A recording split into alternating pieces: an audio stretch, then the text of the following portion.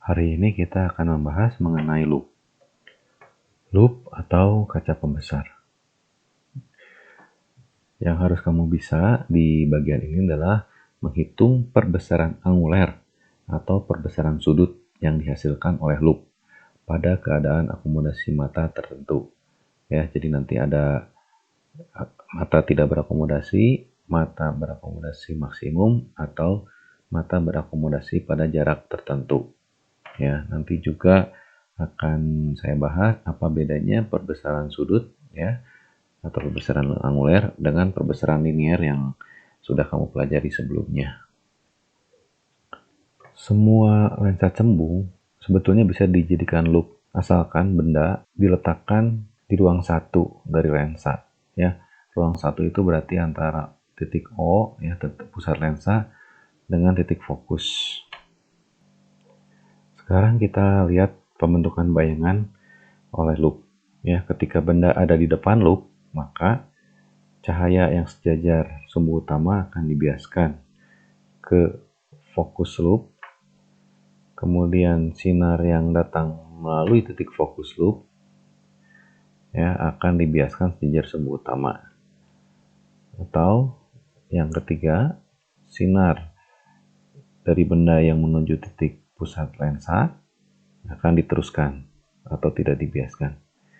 Nah, bayangan terbentuk dari perpotongan sinar bias. Sedangkan ini sinar biasnya nyebar. Ya, ini mirip seperti kacamata plus. Ya. Nah, karena dia nyebar di sini, maka mata akan menganggap bahwa yang dilihat mata itu adalah ini. Nah, inilah bayangan yang dibentuk oleh loop ya, atau inilah yang dilihat oleh mata karena sinar yang masuk ke mata itu adalah yang ini 1, 2, 3.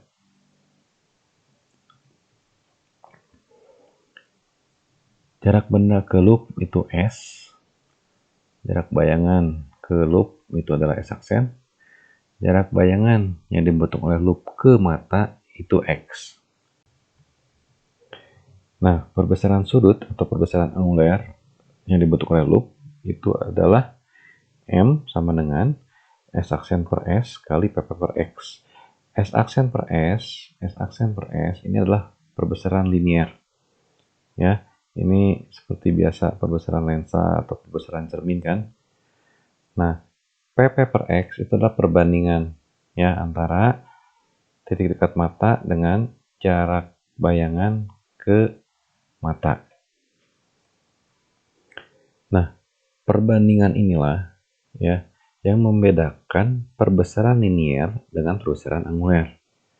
Ya, bisa kita lihat di sini kalau X semakin besar yang berarti itu jarak bayangan semakin jauh dari mata, maka perbesaran sudutnya pasti akan semakin kecil. Ya, itu kan kalau kita melihat benda, semakin jauh kita dari benda, maka benda itu akan kelihatan semakin kecil.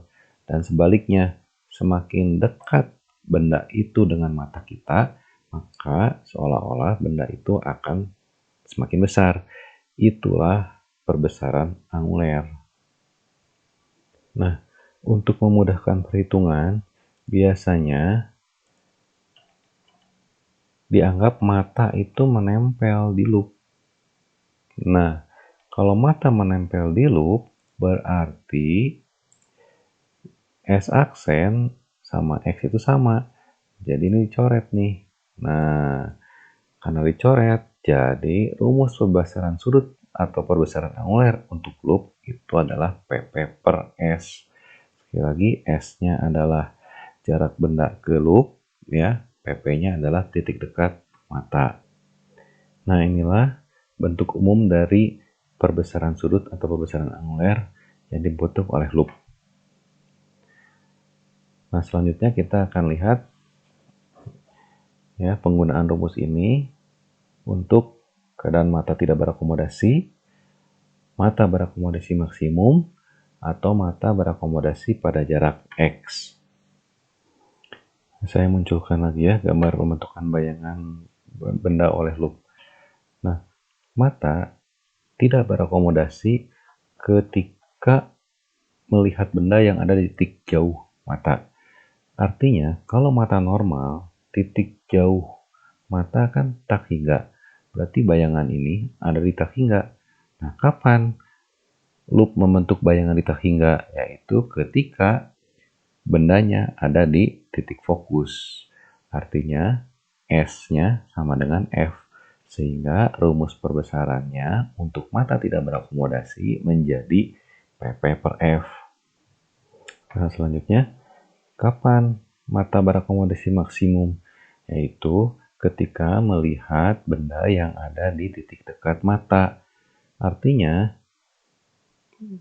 bayangan yang dibentuk oleh loop itu harus ada di titik dekat mata. Ya, maka mata akan berakomodasi maksimum. Kan kalau pakai loop, ingat, yang dilihat mata itu bukan lagi bendanya, tapi itu bayangan yang dibentuk oleh loop. Dan mata itu dianggap nempel di loop. Ya, jadi matanya ada di sini. Sehingga S aksen, ya, ini, oke, jarak ini bayangan dari lensa itu adalah sejauh titik dekat mata. Karena maya jadi minus. Nah, rumus lensa kan 1/S tambah 1/S aksen sama dengan 1/F. Nah, ini PP per S kita bisa pecah jadi PP kali 1/S. Nah, 1/S-nya kita ganti dengan 1/F dikurang 1/S aksen. Ya, di mana S aksennya itu minus PP. Gitu, sehingga nanti bisa didapat rumus PP per F tambah 1 untuk mata berakomodasi maksimum. Nah, untuk mata berakomodasi pada jarak X berarti mata melihat bayangan loop itu pada jarak X ini, ya. X dari mata, matanya nempel di loop, berarti X itu adalah jarak bayangan ke loop, ya, jarak bayangan ke loop, bayangan maya. Jadi S aksennya sama dengan min X. X aksen sama dengan min X. Masukin ke sini nih, min X. Ya, jadi 1/S sama dengan 1/F tambah 1/X, ya, dipindah ruas ke kanan. Ganti ini. Ya, jadi di sini PP kali 1/F tambah 1/X sehingga diperoleh rumus MA sama dengan PP per F tambah PP per X untuk mata berakomodasi pada jarak X. Nah, jadi inilah ya rumus-rumus perbesaran loop, ya.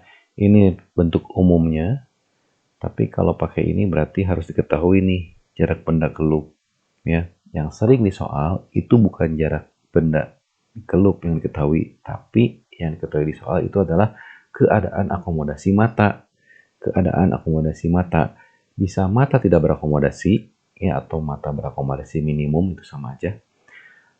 Mata berakomodasi maksimum atau mata berakomodasi pada jarak X. Ya. Nah, PP-nya ini berapa?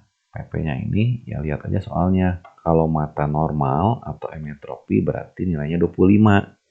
Atau bisa juga mata normal tapi diketahui PP-nya lain. Misalnya PP-nya 30 atau 20, yaitu yang dimasukin ke sini.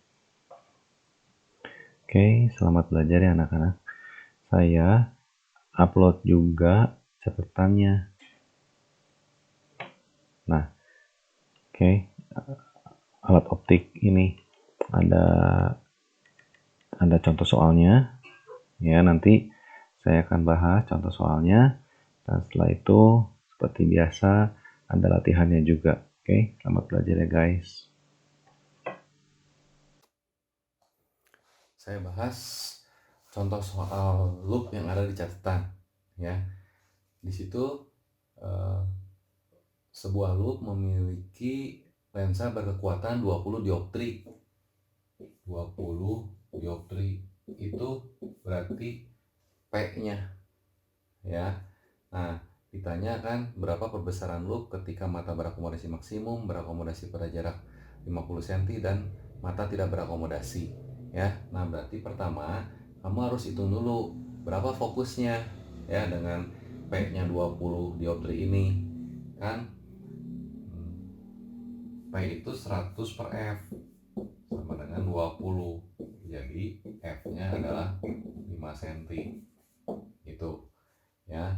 Nah, soal A, mata berakomodasi maksimum. Mata berakomodasi maksimum berarti PP per F tambah 1. Di soal kan nggak disebut tuh PP-nya berapa, berarti dianggap aja mata normal. PP-nya berarti 25, F-nya 5 tambah 1, jadi perbesarannya adalah 6 kali. Soal B itu ditanya perbesaran loop ketika berakomodasi pada jarak 50 cm. Itu berarti X-nya 50 ya. Jadi perbesarannya itu adalah PP per F tambah PP per X.